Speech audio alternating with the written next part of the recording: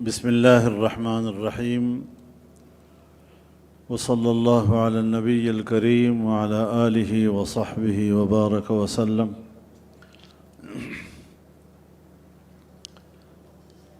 صدر اجلاس حضرت الشیخ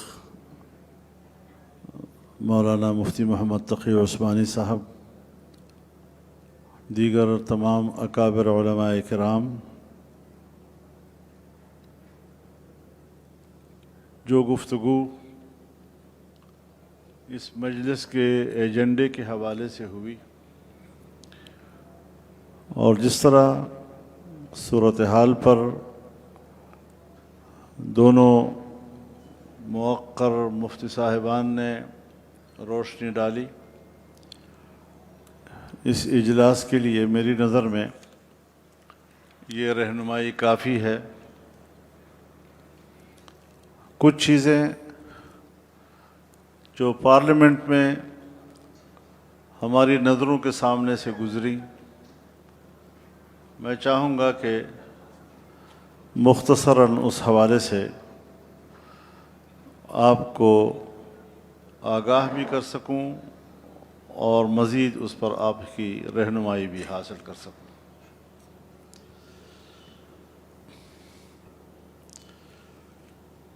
26ویں آئینی ترمیم اور 27ویں آئینی ترمیم میں بنیادی جوہری فرق یہ ہے کہ 26ویں آئینی ترمیم پر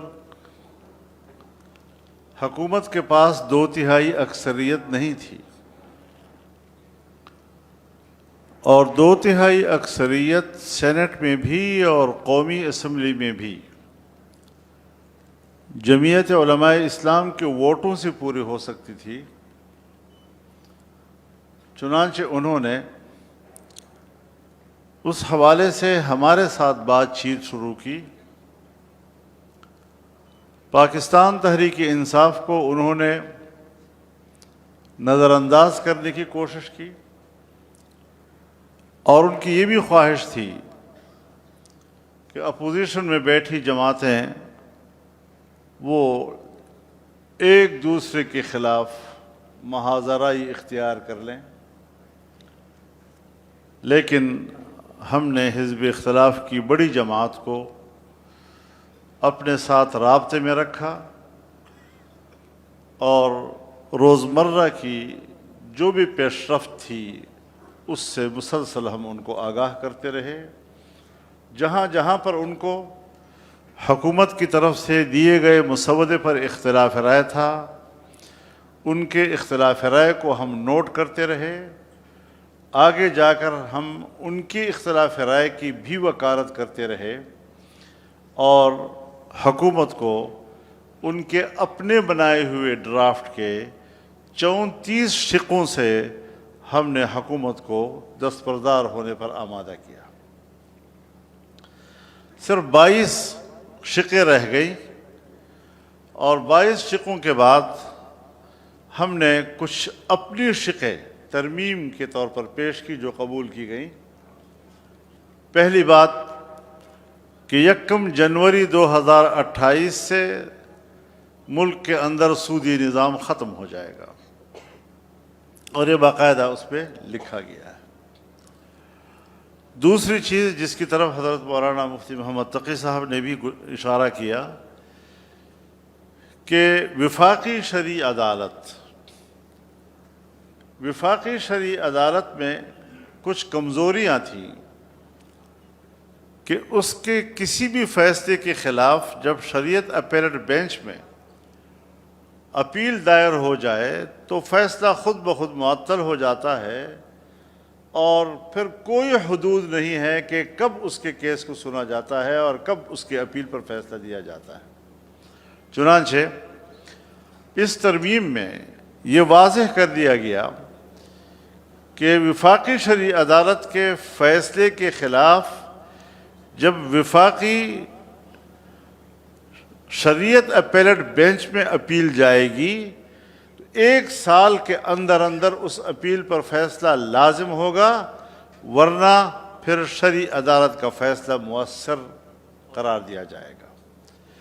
دوسرا یہ کہ وفاقی شرعی عدالت میں خود اس کا جج چیف جسٹس نہیں بن سکتا تھا، سو آئین میں ترمیم کر دی گئی کہ اب خود وفاقی شرعی عدالت کا کوئی جج ہی اس کورٹ کا چیف جسٹس بن سکے گا۔ تو یہ تبدیلی 2 طرح کی وفاقی شرعی عدالت کے حوالے سے ہوئی آئین میں۔ اور تیسری چیز، اسلامی نظریاتی کونسل کے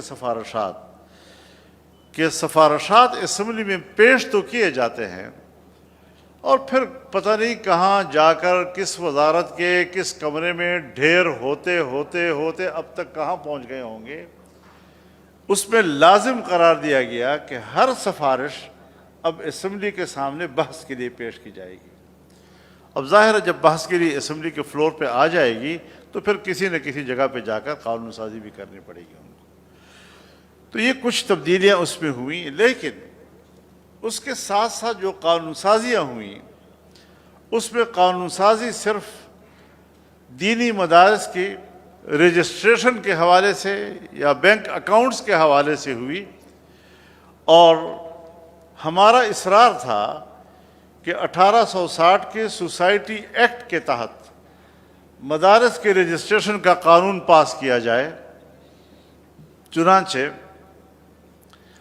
جب جنرل مشرف صاحب کے ساتھ اس زمانے میں بات ہوئی تھی تو اس میں صرف ایک مشکل تھی کہ یہ تو صوبائی معاملہ ہے، جبکہ وفاق المدارس کا نصاب تو پورے ملک کا ایک ہوتا ہے اور پورے ملک کی سطح پر ایک ہی امتحان لیا جاتا ہے، تو اس میں شق نمبر 21 کا اضافہ کر کے دینی مدارس کو اس نظام سے مستثنی قرار دیا۔ شاید اسی طرح تھا۔ اب یہ قانون جب تحریک انصاف کی حکومت ختم ہوئی اور شہباز شریف صاحب کی قیادت میں اس وقت بقیہ مدت کے لیے حکومت قائم ہوئی، تو اس وقت بھی کوئی 1 سال ہمیں لگا اس پر بات چیت کر کے۔ وہاں پر یہ سوال آیا کہ کیا وہ جو دوسری تنظیمیں ہیں جو وزارت تعلیم کے ماتحت رجسٹر ہونا چاہتی ہیں، کیا ان کو بھی آپ حق دیں گے کہ وہ بھی رجسٹریشن کر سکیں اور مدارس کو اختیار ہو ادھر جائیں یا ادھر جائیں؟ تو ہم نے وہاں اس پر اتفاق کر لیا تھا کہ مدارس کو اختیار ہے، وہ سوسائٹی ایکٹ کے تحت رجسٹر ہونا چاہتے ہیں یا وزارت تعلیم کے ڈائریکٹریٹ کے تحت رجسٹر ہونا چاہتے ہیں۔ لیکن وہ قانون مکمل نہیں ہو سکا، اور اس میں مختلف اداروں کی طرف سے مداخلتوں نے یہ حشر کر دیا کہ پھر ہم دستبردار ہو گئے کہ ہم اس طرح کی قانون سازی سے لا تعلق ہو جاتے ہیں۔ جب 26ویں ترمیم کے صورت میں ان کو ضرورت پڑی تو پھر وہ آئے واپس۔ اب حکومت الیکشن کے بعد کی ہے، یعنی پچھلے سال اکتوبر میں۔ اس دوران میں جو اس پر قانون سازی ہوئی تو یہ ڈرافٹ ہم نے نہیں بنایا، ڈرافٹ حکومت نے بنایا، اسمبلی میں پیش حکومت نے کیا، ہم نے تو ووٹ دیا اور پھر وہ پاس ہوا۔ اگر وزارت تعلیم کے تحت ڈائریکٹریٹ کے اندر رجسٹریشن کا کوئی تذکرہ نہیں ہے، ہمارا کیا قصور ہے اس میں؟ ہم نے تو اس پہ کوئی مداخلت نہیں کی تھی، ہمارے سامنے تو ہمارے منشا کے مطابق ڈرافٹ آیا اور ہمارے منشا کے مطابق ڈرافٹ پر ہمیں کوئی اعتراض نہیں تھا، چنانچہ وہ پاس ہو گیا۔ اس کے بعد شور مچایا گیا کہ پھر ہم کدھر گئے؟ تو جب ہمارے سامنے یہ بات لائی گئی کہ بھئی وہ مدارس تو چیخ رہے ہیں، تو ہم نے کہا جی چونکہ ہم اصولاً اس پر پہلے ایک اتفاق کر چکے ہیں تو آج بھی ہم اسی پر اتفاق کریں گے کہ مدارس کو اختیار ہے ادھر جائیں یا ادھر جائیں۔ ہم نے نیک نیتی کے ساتھ کہ ایک دفعہ ہمارا ہاں ہو چکا ہے، اب اس ہاں سے ہم دوبارہ پسپائی نہیں اختیار کریں گے۔ اب ظاہر ہے یہاں اس بات کو ہمیں سمجھنا ہوگا کہ مدارس کے رجسٹریشن کے حوالے سے قانون متوجہ ہے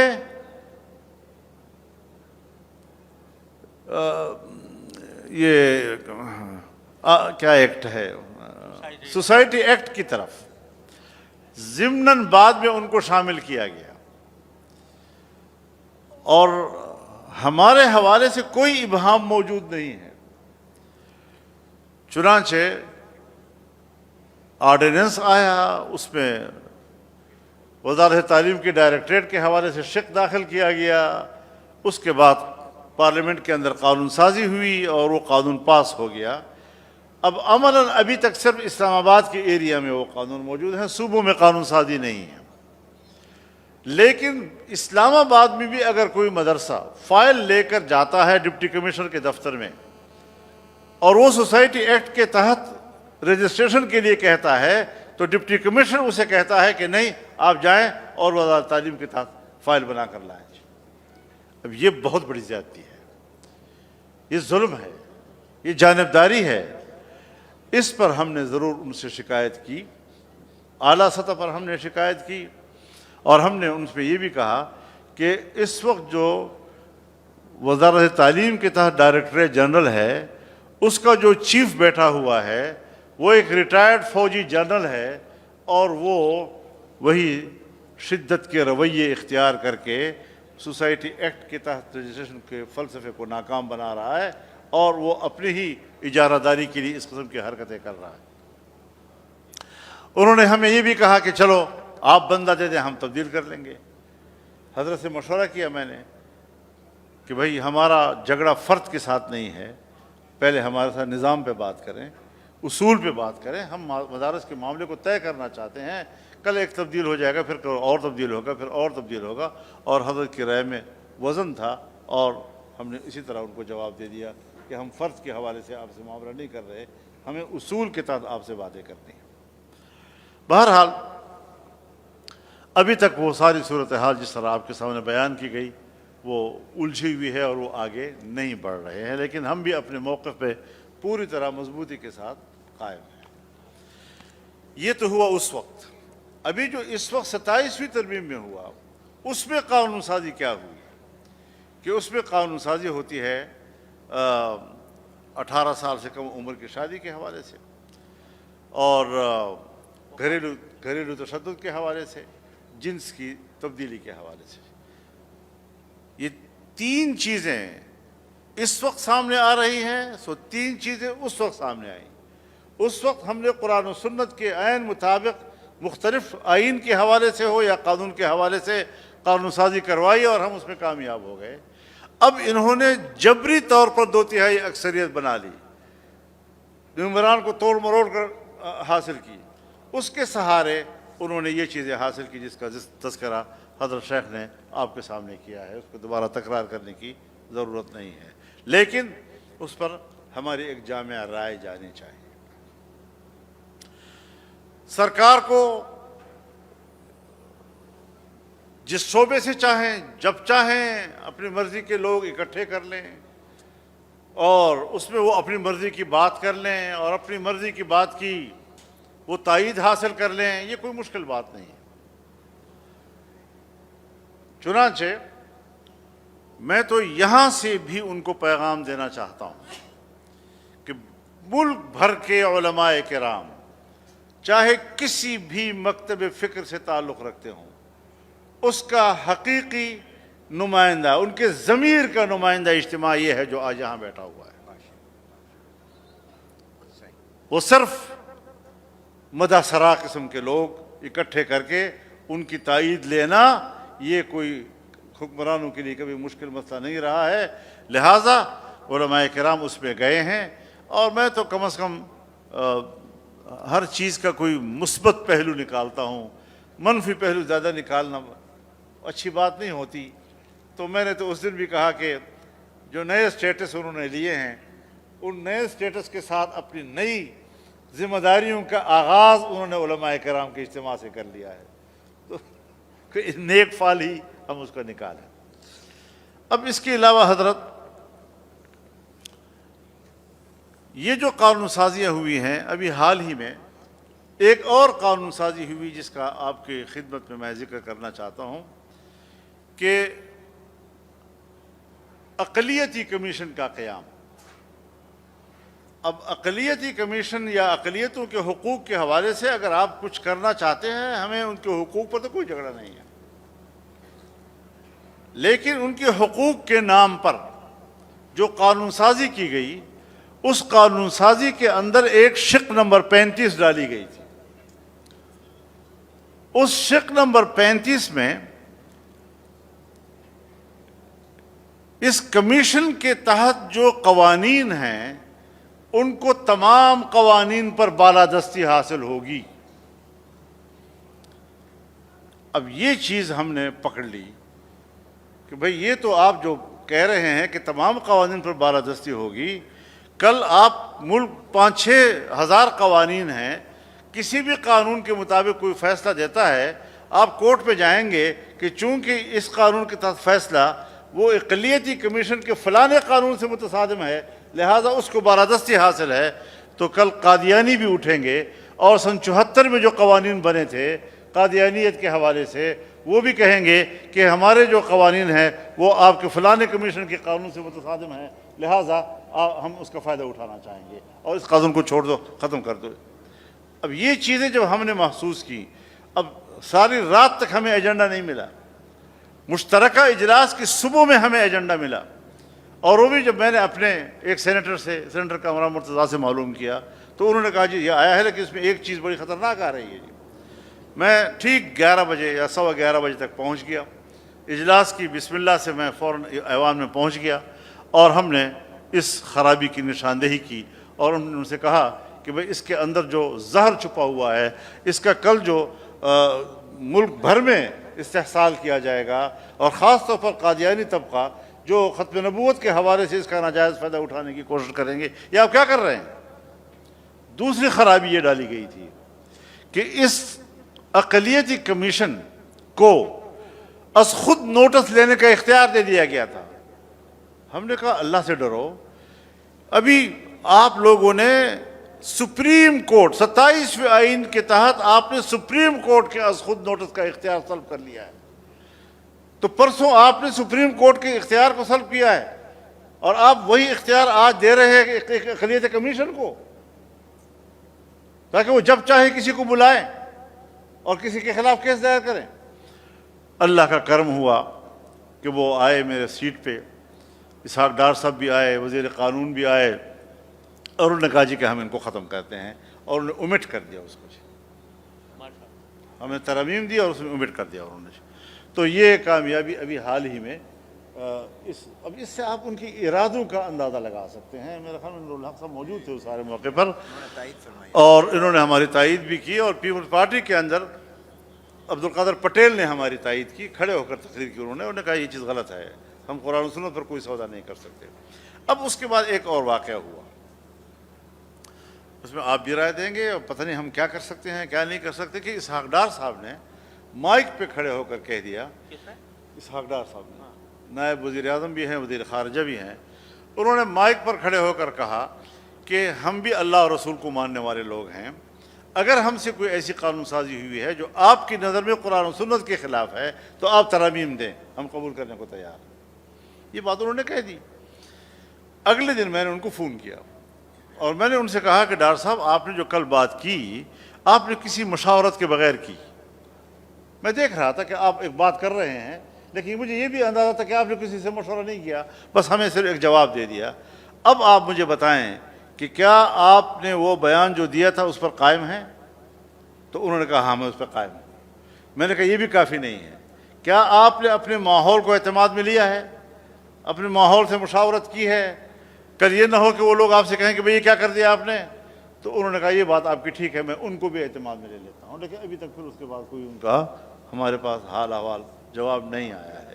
یہ بھی چیزیں ہیں، تو یہ ساری چیزیں حضرت ہمیں اس حوالے سے زیر غور لانی چاہیے کہ اگر آئین خطرے میں ہے، ان کی اسلامی حیثیت خطرے میں ہے، ان کی متفقہ حیثیت خطرے میں ہے، تو ہم نے اس کو بچانے کے لیے کیا اقدامات کرنے ہیں، کیا تجاویز دینی ہے، اور کیا حکمت عملی ہم نے اس حوالے سے دینی ہے۔ جہاں تک ہے بات عسکریت پسندی کی، حضرت عسکریت پسندی کا آغاز جب ہوا تو اس وقت وہ عسکریت کی شکل نہیں تھی اس کی. اس زمانے میں آئین غلط ہے، عدلیہ غلط ہے، یہ سب شریعت کے خلاف ہے، دوبارہ آئین بناؤ، دوبارہ شریعت نافذ کرو وغیرہ وغیرہ کی باتیں ہو رہی تھی. تو ہمارے برادر مکرم ابو الخیر صاحب کو یاد ہوگا، ہم نے انہی کی صدارت میں لاہور میں تمام مکاتب فکر کا ایک آل پارٹیز کیا تھا جی.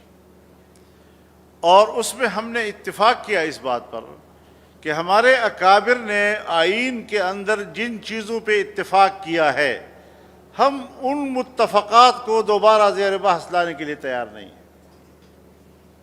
میرے خیال میں اس اجلاس میں ہمارے لاہور کے شہید سرفراز نعیمی صاحب وہ بھی موجود تھے جی. اور ایک اتفاق رائے وہاں اس حوالے سے کیا گیا.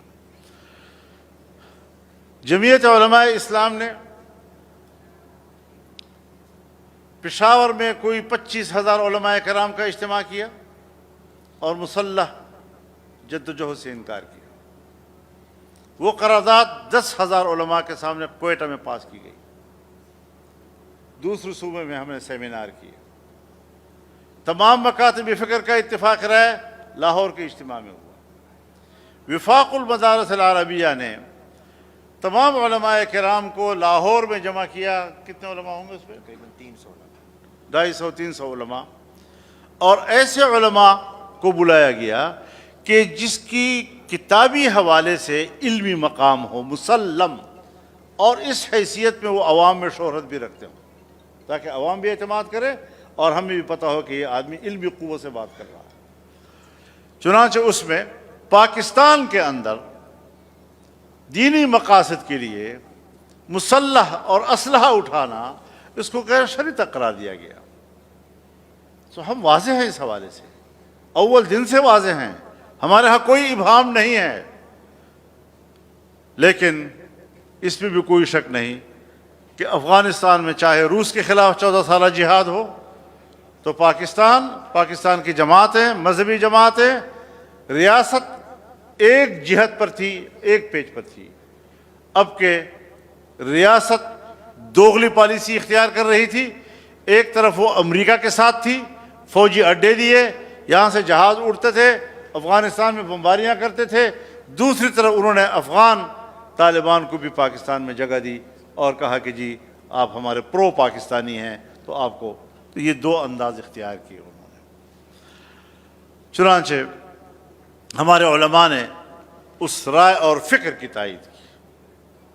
تو دنیا میں ہوتا ہے، فلسطینی لڑ رہے ہیں، وہ اپنی جنگ کی کیا حکمت عملی بناتے ہیں، بات چیت کرتے ہیں، جنگ کرتے ہیں، مذاکرات کرتے ہیں، یہ ان کا معاملہ ہے. مسلح تحریک چلاتے ہیں، غیر مسلح تحریک چلاتے ہیں، ہم نے کاز کی حمایت کرنی ہوتی ہے. افغانستان میں ہم نے کاز کی حمایت کی ہے. اور آج صورتحال یہ ہے کہ وہی چیز ایک بہت بڑی مشکل پیدا کر رہی ہے.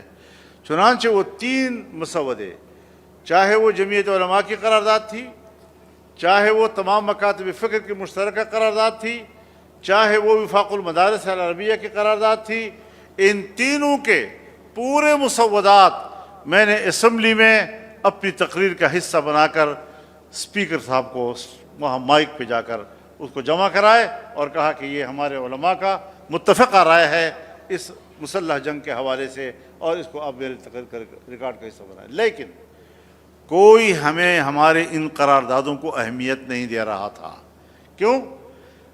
بین الاقوامی اسٹیبلشمنٹ ہو یا ہماری اپنی، ان سب کی ایک ہی رائے تھی کہ مذہبی طبقہ اشتعال میں کیوں نہیں آ رہا، مدارس اشتعال میں کیوں نہیں آ رہے، مدارس مسلح کیوں نہیں ہو رہے، تاکہ ریاستی قوت کے ساتھ ہم ان دینی اداروں کا خاتمہ کر دیں. اور بہت سے ممالک ویسا ہوا. لیکن آج ہم سے ناراض اس بات پر ہیں کہ ہم نے اپنے ملک کو کیوں بچایا ہے، اس کی دینی حیثیت کو کیوں بچایا، مدارس کو کیوں بچایا، اداروں کو کیوں بچایا. اس پر وہ اپنے اندر سے ہمارے خلاف کچھ ناراضگی کا اظہار کر رہے ہیں. اگر ہم اشتعال دیتے تو آج ان کا کارڈ بہت اچھا چلتا کہ دہشت گردی کے خلاف ہم نے صفایا کر دیا ان کا. تو الحمدللہ مدارس بھی چل رہے ہیں، نظام بھی چل رہا ہے، سیاسی عمل بھی ان کا زندہ ہے، پارلیمنٹ میں بھی ان کا کردار ہے، اور ملک کے اندر اس کا کردار برابر آگے بڑھ رہا ہے۔ تو اس حوالے سے ہماری پوزیشن بالکل واضح ہے، اور حکومت کو اور ریاست کو چاہیے کہ وہ مدارس کی اس پوزیشن کو تسلیم کرے، اس کو قبول کرے۔ کہتے ہیں ہمارے پاس مدرسوں کی رپورٹیں ہیں، خفیہ رپورٹیں ہیں۔ آج امریکہ کو اعتراض ختم ہو جائے، آج مغرب کو مدارس پر اعتراض ختم ہو جائے، اگلے دن ہمارے ادارے کہیں گے ماشاءاللہ مدارس کے بارے میں بڑی اچھی رپورٹیں آ رہی ہیں، ماشاءاللہ مدارس کے بارے میں اچھی رپورٹیں آ رہی ہیں، بہت مثبت رپورٹیں آ رہی ہیں۔ ایک دم ان کا ٹون تبدیل ہو جائے گا۔ تو ہم ان ساری چیزوں کو سمجھتے ہیں کہ ان کے ٹون کہاں سے چلتے ہیں اور کس طریقے سے وہ یہاں پر پالیسیاں مرتب کرتے ہیں مذہبی اداروں کے خلاف، مذہبی لوگوں کے خلاف۔ تو اس حوالے سے ہمیں ان کے ٹیکٹس کو سمجھنا چاہیے، ان کے اس بات کو سمجھنا چاہیے کہ وہ کس کے دباؤ میں یہ سارا کچھ کر رہے ہیں۔ نہ ہمارے نصاب پر کوئی اعتراض ہے کیونکہ ان کا معاہدہ ہو چکا ہمارا ان کے درمیان، 2004 کے دسمبر میں معاہدہ ہوا، 2005 کے فروری میں دستخط ہو گئے، پھر 2010 میں دستخط ہوئے ہیں، پھر اور شرائط آئیں ہم نے وہ مانی ہے۔ کب ہم نے جھگڑا کیا ہے اس معاملے پہ؟ لیکن مسلسل اس جنگ کو برقرار کیوں رکھا جا رہا ہے؟ اس جنگ کو تسلسل کیوں دیا؟ ہم ختم کرنا چاہتے ہیں، ہمارے نزدیک سب کچھ ختم ہو چکا ہے، اور وہ کہتے ہیں نہیں زندہ ہے، زندہ ہے۔ دیہاتوں میں چھوٹے مدرسوں کے اندر جہاں کے غریب مولوی صاحب وہاں پڑھا رہا ہوتا ہے، وہاں پر ان کا تھانے دار جاتا ہے، روب داب کر کے ان کو خوف میں مبتلا کرتا ہے، ہراساں کرتا ہے، اور پھر کہا جاتا ہے آپ پاکستان کو مدارستان بنانا چاہتے ہیں۔ بابا ہم نے تو آپ کو نہیں کہا کہ آپ کے ہاتھوں سے پاکستان مسائلستان بن گیا ہے۔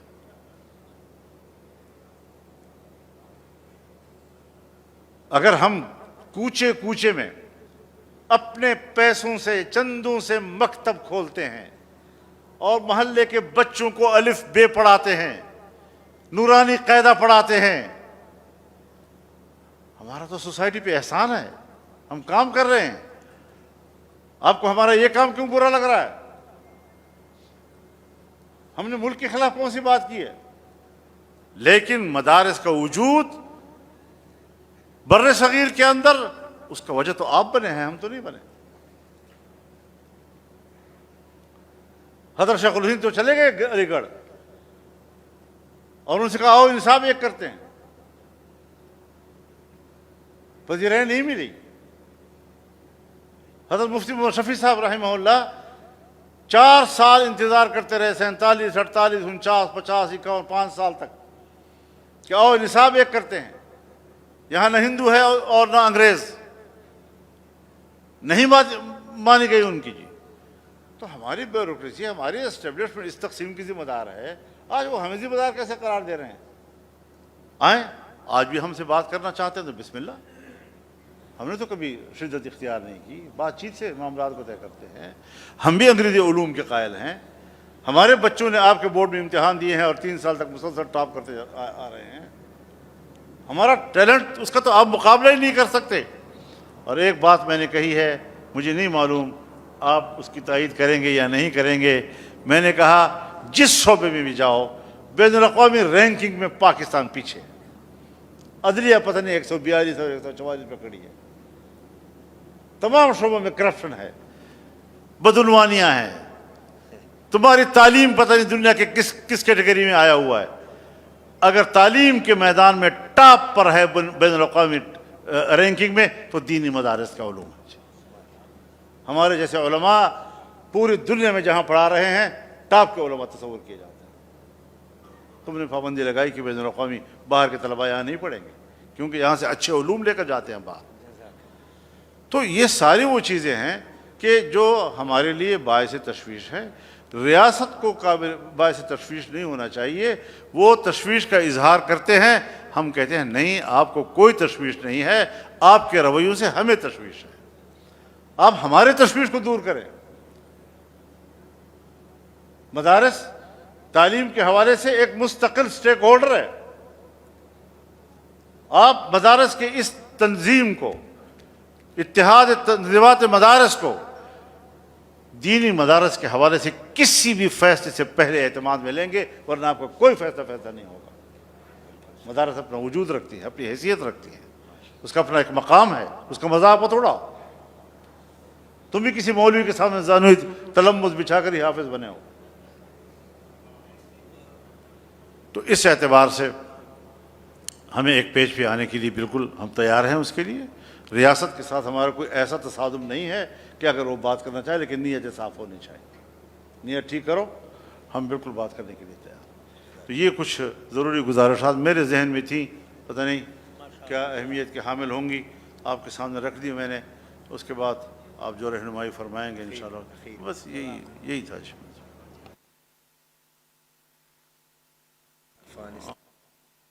افغانستان کے حوالے سے حضرت بات یہ ہے، میں ذرا پانی پی لوں، مشکل بنا دیا بھائی، بسم اللہ الرحمن الرحیم۔ وہ بات بھی اگر آپ بتا دیتے کہ زنا بالجبر کا کیس ہوگا اگر 18 سال سے کم عمر کی شادی، یہ شاید بہت سو کے علم میں نہیں ہوگا۔ جی، اب حضرت افغانستان سے پہلے انہوں نے جو 18 سال سے کم عمر کی بات کی ہے، اب علماء کرام ہیں، اتنی مذہب کا خیز قانون میں نے دنیا میں نہیں دیکھا۔ کہتے ہیں کہ اگر 18 سال سے پہلے شادی ہوئی تو اس کو جنسی زیادتی سے تعبیر کیا جائے گا اور اس کو زنا بالجبر کہا جائے گا، لیکن اگر بچہ پیدا ہو گیا تو وہ جائز ہوگا اور کفارت والد پہ ہوگی اور جیل سے کفارت کرے گا۔ یہ مذہب کا خیز قسم کے قانون، کوئی خدا کا خوف کر رہا ہے۔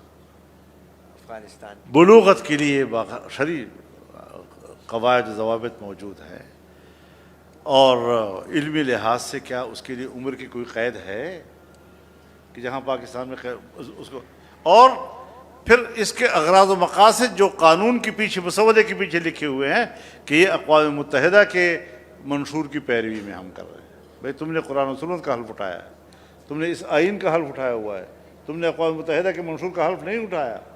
اپنے حلف پہ جاؤ، تم اپنے حلف سے روگردانی کر کے اس کو توڑ کر بین الاقوامی وہ قوانین جو ہمارا آئین اس کی اجازت نہیں دیتا، اس کی پیروی کر رہے ہو کیوں؟ جہاں تک افغانستان کا تعلق ہے حضرت، بات یہ ہے کہ اگر ہم جنگجویانہ ذہنیت کا تجزیہ کریں، جنگجویانہ ذہنیت کا، جہاں پر 1980 سے پہلے سے لے کر آج 2025 تک جنگ ہو رہی ہو اور ہم نے اپنے ملک کے جوانوں کو جانے دیا، چاہے روس کے خلاف جنگ تھی یا ابھی امریکہ کے خلاف، کوئی رکاوٹ نہیں ڈالی، ہم نے ان کو جنگ کی تربیت دی، کلاشنکوف کی تربیت سے لے کر کروز میزائل تک کی تربیتیں ہم نے ان جوانوں کو دی۔ کیا وقت کے ساتھ ساتھ اس سوسائٹی میں ایک جنگجویانہ طبقہ پیدا نہیں ہوگا؟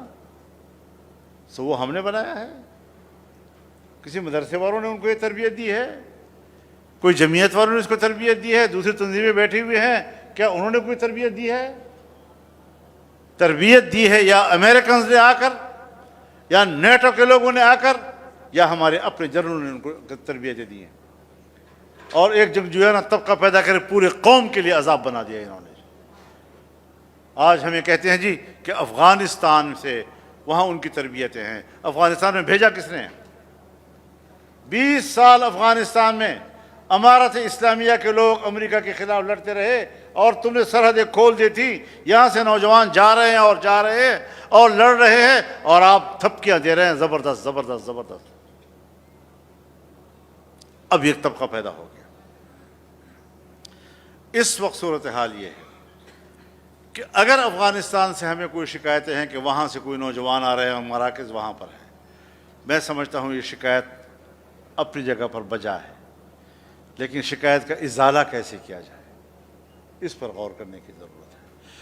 میں بھی نہیں چاہتا اور میں بھی اس کے خلاف ہوں کہ افغانستان سے وہاں پر مراکز ہوں اور وہاں سے مسلح لوگ پاکستان میں آ کر کارروائیاں کریں۔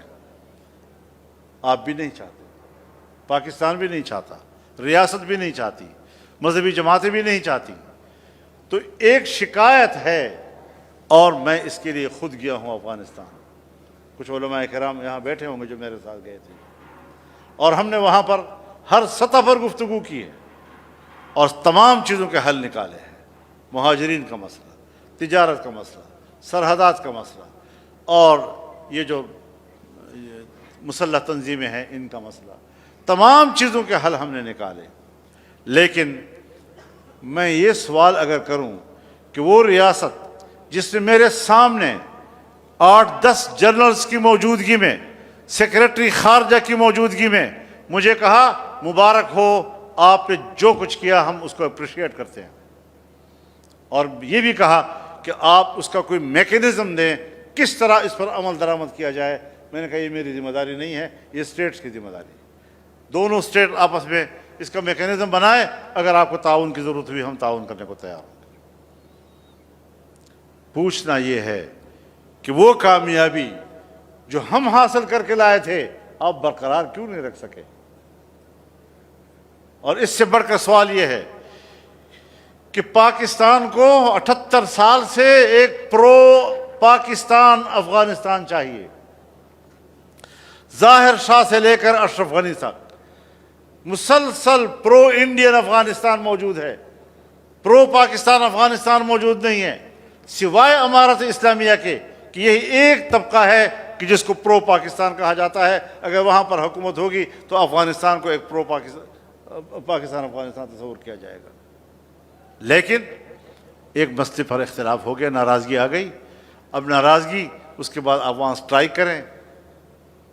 جب کابل پر آپ بمباری کریں گے تو ظاہر ہے کہ یہ ایسا ہی ہے جیسے کوئی آپ کی اسلام آباد میں بمباری کر لے، یہ تو آخری حد ہو جاتی ہے نا۔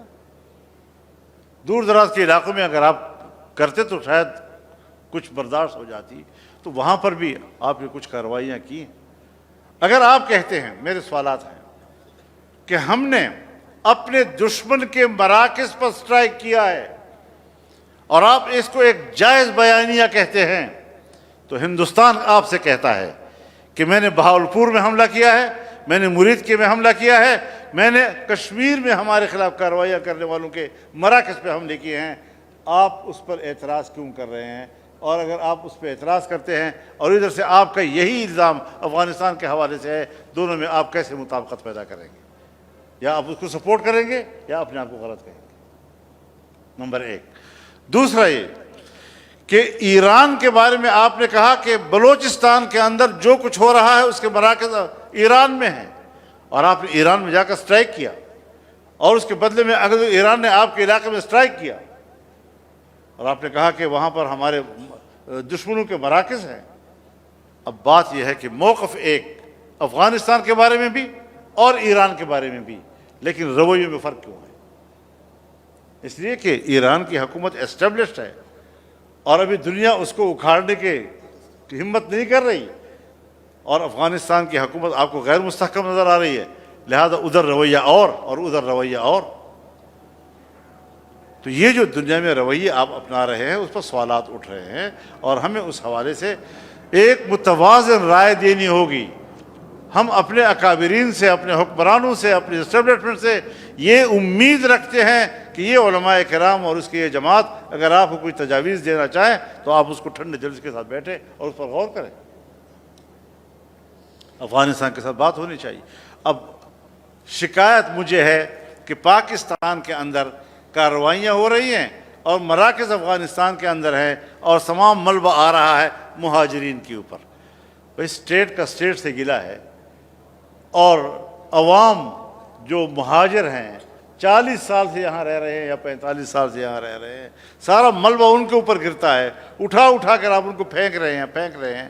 حالانکہ مہاجر جب ایک ملک سے دوسرے ملک میں جاتا ہے اس کے بعد ایک وقت آتا ہے جب یہ دو ملکوں کا باہمی مسئلہ بن جاتا ہے، پھر دونوں ملک اس پر بیٹھ کر اس کا طریقہ کار ڈھونڈتے ہیں۔ ہر چند کے آج کہا جاتا ہے کہ افغانستان میں امن ہے، مہاجرین کو واپس جانا چاہیے، لیکن اس طرح نہیں کہ 40 سال آپ نے مہمان رکھا اب اس کو لات مار کر گھر سے آپ نکال رہے ہیں۔ مہمانداری گئی تو اس میں بھی بین الاقوامی اخلاقیات، بین الاقوامی قوانین، بین الاقوامی رویے اس کے اپنانے کی ہمیں ضرورت ہے۔